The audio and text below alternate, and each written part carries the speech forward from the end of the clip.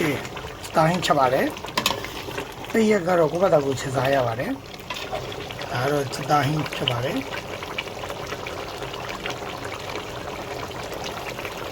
ဒါချက်တာဟင်းလား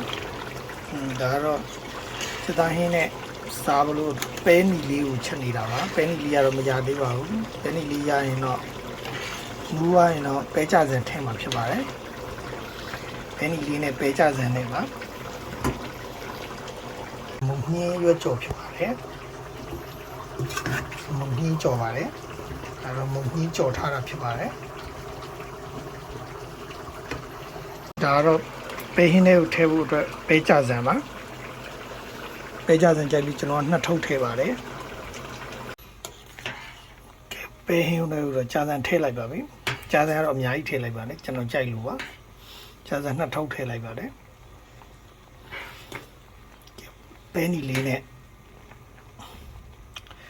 ပဲနီလေးနဲ့ပဲကြစံလေးကို